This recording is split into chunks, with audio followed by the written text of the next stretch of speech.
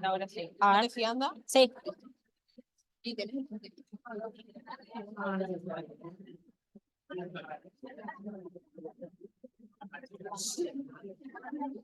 ¿Arrancamos? Bueno, empezamos. Bueno, buen día para todos. Mi nombre es Sabina, soy residente de segundo año de Bioquímica Clínica del Hospital Muñiz y les voy a presentar mi Ateneo titulado Viruela símica, una enfermedad zoonótica reemergente. Como parte de los contenidos del Ateneo, voy a empezar con un caso clínico, seguido de la viruela símica, un poco qué es la enfermedad, características del virus, epidemiología, cuadro clínico, diagnóstico y tratamiento, y para finalizar las conclusiones. Bueno, el caso clínico se trata de un paciente masculino de 44 años de edad que como antecedentes es un paciente HIV positivo desde el año 2004, nunca realizó tratamiento antirretroviral, es tabaquista, enolista, tuvo sífilis, la cual fue tratada y refería a mantener relaciones sexuales sin protección con otro hombre. Ingresa a nuestro hospital el 10 de agosto del 2022, presentando 2 lesiones ulcerosas en la lengua, para lo cual se le administra penicilina G benzatínica, sospechando de una reinfección por sífilis. Más tarde evoluciona con lesiones en pene, región anal, y esas primeras 2 lesiones ulcerosas en la lengua se amplificaron, presentando ahora un mayor compromiso bucal. En este momento se le toman muestras de lesiones de lengua y de la región anal para realizar PCR contra el monkeypox, varicela, herpes y citomegalovirus. En este momento el paciente cursa una primera internación de 72 horas para manejo del dolor y luego fue externado. Al día 35 del inicio de los síntomas, se reinterna con dificultad para deglutir, múltiples lesiones en cara, paladar y lengua, tronco, miembros, región anal y pene. Se le realiza carga viral para HIV, presentando un recuento, una carga viral de 131.143 copias por mililitro y un recuento de CD4 positivo de 15 células por microlitro. Inicia tratamiento antirretroviral con dolutegravir, tenofovir y entricitabina, y también se le toman muestras de las lesiones cutáneas, orina, secreciones respiratorias y líquido cefalorraquídeo para realizar cultivos bacteriológicos, que hasta que los resultados fueron negativos al paciente se lo trató con meropenem y vancomicina. Tampoco se le detectaron otras infecciones oportunistas, ni presentó inicialmente falla orgánica, pero como datos patológicos tenía anemia, leucocitosis e hipoalbuminemia. Se le realiza a 11 días de haber comenzado el tratamiento antirretroviral, una segunda carga viral, la cual fue de 6.124 copias por mililitro y un recuento de CD4 positivo de 22 células por microlitro. Al 3 de octubre, el paciente ya presentaba una necrosis superficial de glande y una lesión ulceronecrótica en el pie izquierdo, la cual requirió de toaleta quirúrgica y talla vesical. Siguió evolucionando desfavorablemente, presentando ahora macrolosia progresiva, imposibilidad de apertura bucal, un extenso compromiso de fauces y dificultad ventilatoria, por lo que se le decide trasladar a terapia intensiva. En terapia intensiva se le hace una fibrobroncoscopía, la cual evidenció obstrucción de vía aérea y no permitía la introducción del tubo endotraqueal. Se le hizo, por lo tanto, una traqueotomía quirúrgica de urgencia. Las muestras de las lesiones de lengua y región anal arrojaron resultado positivo en la PCR para citomegalovirus, con lo cual el paciente se lo trata con enciclovir. También fue positiva para herpes, tratándolo con enciclovir, y fue positiva para viruela símica. El paciente cursa su internación en terapia intensiva durante 26 días, cumpliendo su tratamiento antirretroviral, traqueostomizado, con dificultad para la apertura bucal, compromiso grave de la lengua, múltiples lesiones ulcerosas, ulceronecróticas y necrosis superficial de pene. Debido a que no existe un tratamiento específico para la viruela símica y por su mal estatus inmunológico, que hizo que el paciente evolucione desfavorablemente muy rápido, se le administra tecovirimat 600 miligramos cada 12 horas, el cual recibe por 4 días en área cerrada hasta su fallecimiento, el cual fue por un shock séptico por neumonía asociada a ventilación mecánica. Bien, ¿qué es la viruela símica? Se trata de una enfermedad zoonótica con un huésped primario no identificado, es patógena en animales y humanos y es causada por monkeypox virus, el cual pertenece a la familia Poxviridae y género Orthopox virus. Para contarles un poco del virus, es un virus de forma rectangular o ovoide, tiene un tamaño aproximado entre 200 y 250 nanómetros. Su genoma es ADN, doble cadena lineal, el cual codifica para 181 proteínas. Es un virus envuelto, presenta dos envolturas de lipoproteínas, una interna que se ubica alrededor de la cápside y otra externa que sirve para la adhesión celular. Su genoma presenta una región central conservada, la cual contiene genes para la transcripción, replicación y ensamblaje viral, y regiones terminales variables que le sirven para adherirse a la célula huésped. El ciclo viral de este virus es muy sencillo, ocurre enteramente en el citoplasma de la célula huésped, y monkeypox virus tiene tropismo por células epiteliales de diversos tejidos, como el tejido hepático, renal, pulmonar, entre otros. Para invadir la célula huésped se basa de tres mecanismos principales que son absorción, fusión de membrana e invasión del núcleo, y necesita interaccionar con receptores de la célula huésped, que son esos que están marcados en la imagen, sulfato de cromatina y sulfato de parán. Una vez que reconoce la célula huésped y se une en su membrana plasmática, inyecta su material genético, el cual va a comenzar a sufrir los ciclos de replicación, transcripción y posterior traducción para formar las nuevas proteínas virales. Estas nuevas partículas virales se van a ensamblar para formar viriones maduros intracelulares, los cuales posteriormente se liberan de esa célula por lisis celular. Estos viriones maduros intracelulares también pueden tomar otro camino y generar dentro del citoplasma una envoltura adicional para formar viriones con envoltura extracelular, los cuales se unen a la membrana celular y se liberan por exocitosis. Tanto estos viriones maduros intracelulares como los viriones con envoltura extracelular son partículas infectivas capaces de continuar el ciclo y infectar nuevas células. Siempre los viriones maduros intracelulares son los que se forman en mayor cantidad, debido a que son más estables en el medio externo por carecer de envoltura lipídica, que hace que cuando salen de la célula huésped adopten una estructura más simple y más robusta, resistiendo al daño externo y por lo tanto aumentando su sobrevida. Esta es una imagen para mostrarles un poco la taxonomía del virus que ya les comenté. Y monkeypox, para monkeypox se identifican distintos clados, el clado 1 y clado 2, a su vez el clado 2 se divide en clado 2A y clado 2B. El clado 1 y el clado 2A corresponden a aislamientos de países de África, el clado 1 a la cuenca del Congo y el clado 2 a África Occidental, y tienen como principal característica que se transmiten de forma zoonótica fundamentalmente. Mientras que el clado 2B contiene los aislamientos que corresponden al brote del 2022, son fuera de África y se transmiten principalmente por contacto sexual.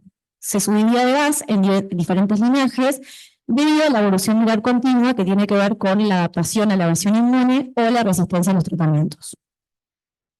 Bueno, para contarles un poco de historia de este virus, que se remonta al año 1958, donde se aísla por primera vez en Copenhague, Dinamarca, en una colonia de monos cynomolgus, que eran monos que provenían de Singapur y que se cree que se pudo aislar el virus porque habían contraído la enfermedad en cautiverio.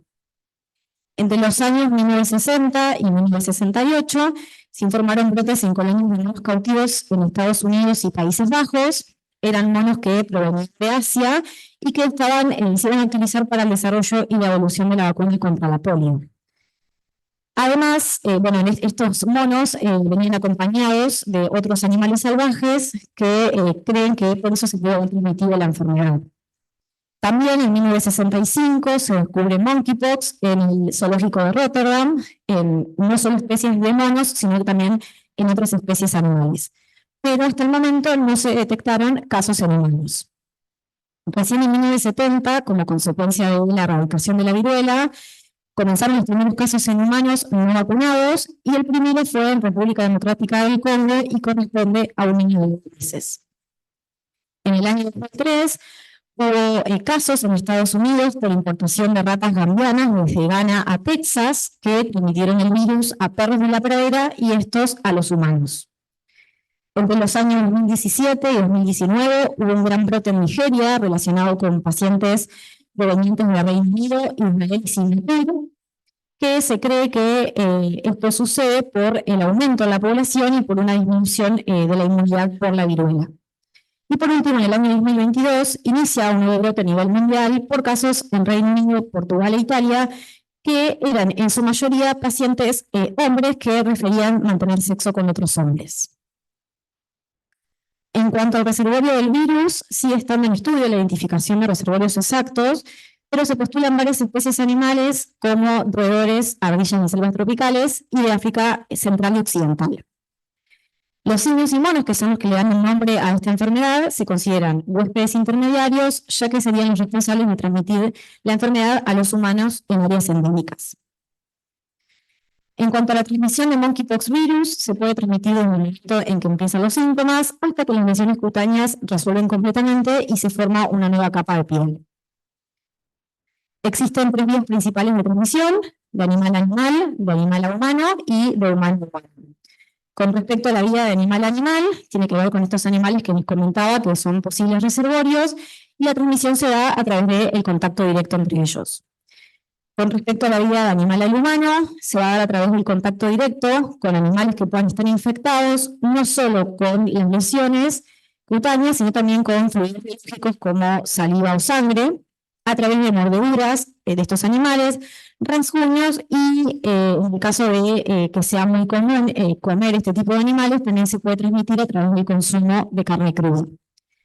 En cuanto a la vida de humano a humano, se puede dar entre el contacto directo con alguna persona infectada, no solo con las lesiones, sino también con ciertos fluidos biológicos y también con el contacto de utensilios de cocina, por ejemplo, que puedan haber sido tocados por personas infectadas, ropa de cama, gotitas y fluidos respiratorios. Y si bien monkeypox no es considerado una enfermedad de transmisión sexual, cobró mucha importancia, sobre todo a partir del brote del 2022, la transmisión a través del contacto sexual.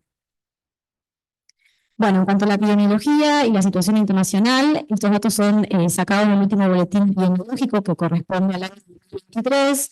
Se llevan confirmados y reportados a la OMS 92.783 casos, hubo 116 países afectados y 171 personas fallecidas. En esta tablita lo que podemos observar son los casos notificados y fallecidos por región, donde vemos que el número de casos en el mundo aumentó en noviembre un 26% respecto del mes anterior, y la mayoría de los casos fueron reportados por la región de las Américas en un 65%, seguido por Europa en un 29%. En este gráfico se muestra la incidencia acumulada cada 100.000 habitantes en países de la región de las Américas, donde Perú es el país con mayor incidencia acumulada en 11,4, y Argentina se posiciona un poco más abajo con 2,5 casos cada 100.000 habitantes. El 81% de los casos acumulados se va a concentrar en 2 países: Estados Unidos, Brasil, España, Francia, Colombia, México, Reino Unido, Perú, Alemania y China. Y entre los casos con orientación sexual reportados, el 85% se identificaron como hombres que mantienen sexos con hombres, y en cuanto a la transmisión, los encuentros sexuales fueron la vía más frecuentemente reportada en un 83%. En cuanto a nuestro país, el 23 de julio de 2022, la OMS declara brote multinacional de viruela símica como emergencia de salud pública de importancia internacional, y antes que culmine el año, el 10 de mayo de 2023, se declara fin de esta emergencia por el descenso significativo sostenido en el número de casos. Para el año 2023 se confirmaron 124 casos, 3 en el mes de diciembre, y no hubo personas fallecidas. Monkeypox es una enfermedad de notificación obligatoria, se debe completar esta ficha epidemiológica. La notificación es nominal e inmediata dentro de las 24 horas ante todo caso sospechoso.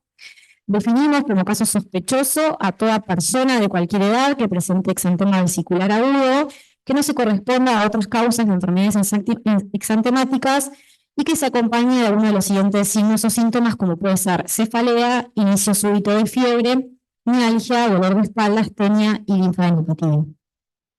Se define como caso probable a toda persona que cumpla con la definición de caso sospechoso y uno más de los siguientes criterios, que pueden ser vínculo epidemiológico, con algún, ya sea sí, con un caso probable confirmado en los 21 días anteriores al inicio de los síntomas, o que haya tenido un antecedente de viaje a un país donde esté circulando el virus y haya casos de viruela confirmado en los 21 días previos al inicio de los síntomas. Y caso confirmado es toda persona que cumpla con la definición de caso sospechoso o probable y esté confirmado por laboratorio para el virus de la viruela símica. En esta imagen vemos los casos confirmados en un grupo de edad y sexo legal. La mediana edad de los casos confirmados es de 35 años, con un mínimo de 19 años y un máximo de 59 años. El 96% de los casos confirmados corresponden a personas de sexo legal masculino. Acá lo que observamos son los casos, clasificación de casos por semana epidemiológica, y vemos que los casos confirmados mayoritariamente se vieron en las primeras semanas epidemiológicas. No tuvimos casos confirmados en desde la semana 22 a la 29, ni de la 32 a la 38. Y en esta tablita lo que vemos son los casos confirmados según provincia de residencia, donde la Ciudad Autónoma de Buenos Aires se lleva la mayor cantidad de casos confirmados, tanto para el año 2022 como para el año 2023. Bueno, con respecto al cuadro clínico, Monkeypox tiene un periodo de incubación de 7 a 14 días, con un máximo de 21 días. El proceso de infección tiene dos fases, una fase prodrómica que dura entre 1 y 4 días y una fase de erupción que dura entre 14 y 28 días. La fase prodrómica se caracteriza por fiebre, fatiga, dolor de cabeza intenso, linfadenopatía en zona cervical y maxilar y dolores musculares. Mientras que la fase de erupción se caracteriza por lesiones cutáneas entre el día 1 y el día 5 después de la fiebre. Y es en esta fase la de mayor transmisión, porque acá los pacientes empiezan a poder contagiar. La erupción se concentra en cara y extremidades, donde en el 95% de los casos aparecen estas lesiones en la cara, el 75% en palmas de manos y plantas de los pies, en un 70% aparecen en la mucosa oral, 30% en los genitales y 20% en la conjuntiva. La evolución clásica de las lesiones aparecen primero como máculas, progresan a pápulas, posteriormente ampollas, pústulas, hasta que se forman las costras que se van a secar y después se va a formar una nueva capa de piel. Es muy importante que sepan que Monkeypox es una enfermedad autolimitada y que la gravedad se va a relacionar con el grado de exposición al virus y con la inmunidad del paciente. No son muy comunes los casos graves, pero sí suelen aparecer con mayor frecuencia en niños, embarazadas e inmunocomprometidos. Y tienen una tasa de letalidad del 1 al 10%. Bien, como les decía, tiene un curso autolimitado, pero pueden desarrollarse complicaciones como infecciones bacterianas en la piel. Los pacientes pueden presentar abscesos, lesiones cutáneas graves, dificultad para tragar, amigdalitis, complicaciones oculares, presentando blefaritis, conjuntivitis, queratitis, fotofobia y hasta pérdida de la visión. Pulmonares, presentando neumonía o inofagia, y gastrointestinales, presentando tenesmo, protitis, sangrado rectal, vómitos y diarrea.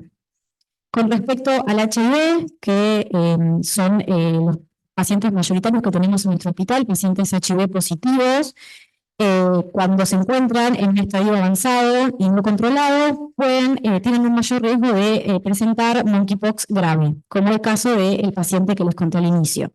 Sobre todo cuando tienen un recuento de CD4 positivos menores a 200 células por microlitro, pueden presentar manifestaciones atípicas como ulceradas necrosis, compromiso de mucosas y también a nivel pulmonar insuficiencia respiratoria. No así cuando se encuentran haciendo su tratamiento antirretroviral con carga viral indetectable, no se observan complicaciones, ingresos hospitalarios o muertes. Bueno, con respecto al diagnóstico y tratamiento, siempre que haya un cuadro de fiebre, erupción cutánea y linfadenopatía, es importante que se sospeche de Monkeypox, y para eso nos basamos en hallazgos epidemiológicos, clínicos y de laboratorio. Entonces, existen ciertos criterios clínicos, epidemiológicos y de laboratorio para poder clasificar casos de viruela símica. El criterio clínico va a ser toda persona que tenga un cuadro clínico altamente sugestivo de la infección y que presente todos los síntomas que les mencioné anteriormente. El criterio epidemiológico va a ser toda persona que haya tenido contacto estrecho con un caso confirmado, haya mantenido relaciones en contextos sexuales de riesgo o haya viajado a alguna zona endémica donde esté circulando el virus. Y el criterio de laboratorio, que es el que más nos importa a nosotros los bioquímicos, tiene que ver con la detección del genoma del virus mediante PCR específica o genérica para ortopox en una muestra clínica. Entonces, centrándonos en el laboratorio, existen distintos métodos para poder detectar monkeypox virus, métodos genotípicos, fenotípicos, inmunológicos y microscopía electrónica. Dentro de los métodos genotípicos tenemos qPCR o PCR punto final. Se puede hacer secuenciación post-PCR, que en realidad se hace más para lo que es vigilancia epidemiológica. Métodos fenotípicos, que van a estar basados en los signos clínicos. Inmunológicos, para detectar anticuerpos de tipo IgG o IgM, donde podemos realizar ELISA, inmunofluorescencia indirecta o flujo lateral. La principal desventaja que tienen estos métodos inmunológicos es que los virus ortopox generan reacciones cruzadas con otros virus similares, por eso es que los métodos inmunológicos tienen muy baja sensibilidad y especificidad y no van a ser los métodos recomendados. Con respecto a la microscopía electrónica, no confirma el diagnóstico, solamente sirve para identificar ortopox virus. Se hace en el Laboratorio Nacional de Referencia, que es el Instituto Malbrán, que lo hacen solo para complementar el diagnóstico y realizan una microscopía electrónica de tinción negativa. Por lo tanto, los métodos de elección son los métodos genotípicos, sobre todo la qPCR, y va a tener su mayor sensibilidad y especificidad cuando el paciente se encuentre cursando la infección aguda. Debido también a las características que tienen las lesiones, en esta enfermedad es muy importante el diagnóstico diferencial, y hay que hacerlo con todas las enfermedades que puedan causar lesiones similares. Y entre esos incluimos herpes, varicela, monococo contagioso, enterovirus, sarampión, sarna, arbovirosis como Zika, chikungunya, dengue, sífilis, infecciones bacterianas de la piel, entre otros. Bueno, centrémonos entonces en la qPCR. La muestra de elección es el hisopado de la lesión, se puede tomar del techo o líquido de las vesículas y pústulas. Las costras se toman secas, se hacen raspado. Se puede tomar también hisopado rectal en el caso que el paciente presente proctitis, y se puede realizar biopsia cutánea cuando es factible. Sangre entera y suero no es una muestra recomendada porque cuando comienzan los síntomas, la viremia en este tipo de muestras baja muchísimo, por lo tanto no se utilizan. Es muy importante que el personal de salud que va a tomar la muestra use correctamente el equipo de protección personal. También es muy importante que se utilicen hisopos de dacrón o poliéster, porque los hisopos de algodón interfieren en la PCR. Las guías recomiendan colectar un tubo seco estéril y 2 o más tubos con un máximo de 1 mililitro de medio de transporte viral o ambos tubos secos. Las costras siempre se deben remitir secas en tubitos tipo de pendor. Es muy importante que se transporte de inmediato al laboratorio de biología el sistema de triple envase, todo correctamente rotulado. Si no se van a procesar de inmediato las muestras dentro de la primera hora de extracción, se deben refrigerar de 2 a 8 grados y si el transporte excede los 7 días, congelar a menos 20 grados. Se tienen que remitir al menos 2 muestras de localizaciones y tipo de lesiones diferentes. Bien, una vez que se tiene la muestra, hay que extraer el ADN. El ADN se puede extraer mediante cualquier método de extracción estándar. Solo hay que tener la particularidad de que si lo que se remitieron fueron costras, el método de extracción para el ADN debe ser método en columna. Una vez extraído entonces el ADN, se realiza la qPCR. Es muy importante mantener el nivel de bioseguridad del laboratorio para realizar esta qPCR, que tiene que ser un nivel de bioseguridad tipo 2. En nuestro hospital realizamos una PCR genérica para detección de monkeypox virus. Es una PCR diseñada por la Organización Panamericana de la Salud. El ensayo se denomina el G2RG y utilizan esos primers y esa sonda para la amplificación. Por esto se llega al diagnóstico de monkeypox, pero se puede realizar vigilancia epidemiológica a partir de un resultado de esta primera PCR genérica positivo. Se puede realizar una segunda PCR dirigida a 2 blancos que van a ser cepas de los 2 clavos que le mencioné al inicio, África Occidental y Cuenca del Congo. Estos dos clados presentan una identidad de secuencia de 99%, por lo que para elegir el amplicón se buscan genes que se encuentran en las regiones terminales que, como les contaba también, presentan mayores variaciones que la región central del genoma. Este gen es el gen del receptor de TNF, que tiene como particularidad que para las cepas de la cuenca del Congo no hay secuencias específicas de este gen lo suficientemente largas para alcanzar temperaturas óptimas de hibridación de la sonda. Por eso es que para la cuenca del Congo se utiliza una región alternativa, que es el gen de la proteína de complemento C3L. Bien, si esta qPCR nos da positiva, se confirma la infección. Si da negativa, no hay infección y a pesar de que tiene alta sensibilidad y especificidad, ante una sospecha clínica elevada, se puede repetir igual la prueba. Es importante que los contactos estrechos se vigilen para estar atentos ante aparición de fiebre, ganglios o lesiones cutáneas. Si aparecen, se deben aislar y avisar al médico, y también es muy importante que se evalúen los grupos de riesgo para casos graves, que como les contaba, son los niños, las embarazadas y los inmunocomprometidos. Existe un riesgo de exposición que se clasifica en alto, medio o bajo, teniendo en cuenta cómo es esa exposición. El riesgo va a ser alto cuando la exposición es directa, con lesiones cutáneas de monkeypox.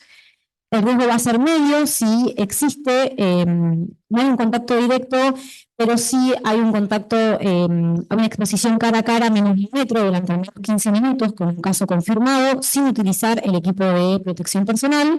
Y el riesgo va a ser bajo cuando haya un contacto utilizando el equipo de protección personal, o cuando se trata de un contacto más bien comunitario, como un gimnasio, un transporte público, una pileta, por ejemplo. Por más que exista un riesgo de exposición alto, no es necesario que los pacientes que se hayan expuesto se aíslen, pero sí se tienen que vigilar durante 21 días desde el último contacto. Bueno, en cuanto al tratamiento, no existen tratamientos específicos, solo terapias sintomáticas y de apoyo. Sí hay antivirales que están pensados solo para utilizarlos en protocolos de investigación o uso compasivo en aquellos con síntomas graves y con mayor riesgo de complicaciones. Estos antivirales son, por un lado, el benzidofovir, que lo que hace es inhibir la ADN polimerasa, evitando que el virus se pueda replicar dentro de la célula huésped. Es un fármaco que se administra vía oral y que evita efectos adversos como la toxicidad renal que tiene el cidofovir, que es la prodrug. Y por otro lado tenemos el tecovirimat, que es lo que se le administró al paciente del caso clínico, que inhibe la función de la proteína principal de la envoltura, F3L, evitando que el virus desinformado dentro de la célula huésped salga de la misma y sea capaz de infectar otras células. Bueno, para contarles un poco de vacunas, las vacunas que hay disponibles están hechas a partir del virus Vaccinia.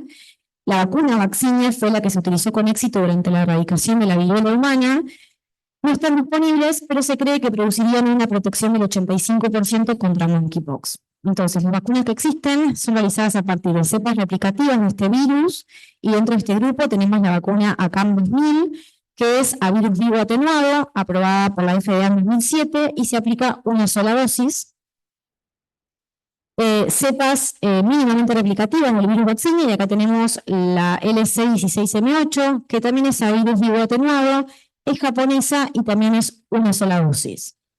Y dentro de las cepas no replicativas tenemos la MBA, BN o Gineos para Estados Unidos, que está aprobada por la FDA en 2019 para la prevención en adultos mayores de 18 años, y a diferencia de las otras dos, son 2 dosis subcutáneas con 28 días de diferencia.